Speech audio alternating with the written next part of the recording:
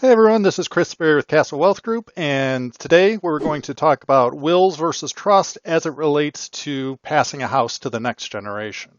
If you find this information helpful, please make sure to subscribe. We'd really appreciate that. Christopher Berry is a leading estate attorney and advisor in the area of retirement and legacy planning. He has been featured in publications such as Forbes, Kiplinger's, Crane's Detroit, and more. He's the host of the weekly radio show and podcast, The Chris Berry Show.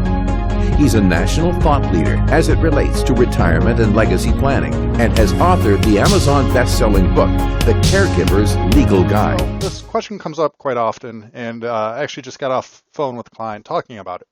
And we're talking about how to pass this house to the next generation. And there's 6 siblings, actually. And mom doesn't have a lot of assets, really just the house. We're just really focusing on the house.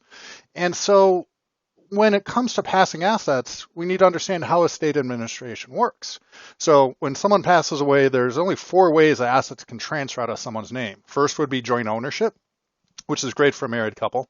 Second would be beneficiary designations. Third would be through a trust. And fourth would be probate, where if an asset doesn't pass through joint ownership, beneficiary designation, trust, then it ends up going into probate. And so with bank accounts and life insurance and IRAs, a lot of times those pass through either joint ownership or beneficiary designations. But a big issue is always what to do with the house. And so you could add your kids jointly to the house, but there's a lot of reasons why that's a bad idea. Number one, you're opening yourself up to all of the potential liabilities of those people. So if one of those kids were to get a divorce, you might lose that house. If they were to get sued, you might lose that house.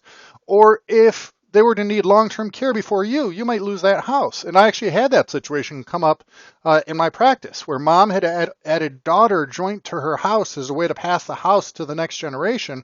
But then daughter needed a nursing home and needed to go into a Medicaid facility. And now the question is, what does mom do with the house? So joint ownership is great for married couples, but I wouldn't recommend it really in any other situation, especially with regards to real estate. And there's a couple other issues that could pop up with that joint ownership. So let's cross that one off the list. Now, we could do what's called a Ladybird Deed. So we could do what's called a Ladybird Deed and a will-based estate plan. And a Ladybird Deed is a type of deed to say it's in your name while you're alive, so it could be in mom's name while she's alive, and then upon death, it goes to whoever's listed as a beneficiary. So it's like a beneficiary designation for the home. So that's a way to avoid probate with the house, and we do a lot of Ladybird Deeds. And we could just name the kids as beneficiaries. But the problem here is there are 6 kids, and they don't all agree, and all 6 of them would have to sign off on what they're selling the house for. So even though there wasn't a lot of assets, a trust made the most sense because A, it avoids probate, and B, we can appoint 1 or maybe 2 trustees to handle the whole transaction. So they'd be in charge of figuring out what they're going to sell the house for. They'd be the ones signing the deed to sell it to the sellers. They would deposit the funds into a trust account, and then from there they could distribute the assets amongst all of the siblings. So a trust, when we appoint like 1 or 2 trustees, it's a better way to handle things typically because we don't have so many cooks in the kitchen, so to speak.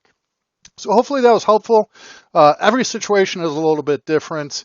If you do like this information, please hit subscribe so you get notified of our daily wisdom YouTube videos whenever they come live, which should be about once per day. And then also you can join us on our weekly wisdom webinars every Wednesday at 1 p.m. You can just go to wisdomwebinar.com, and I answer questions live in a virtual chat. So this has been Chris Berry with Castle Wealth Group. Thank you so much. Castle Wealth Group has clients across the nation and helps families plan, protect, and preserve what is important by creating a retirement and legacy blueprint.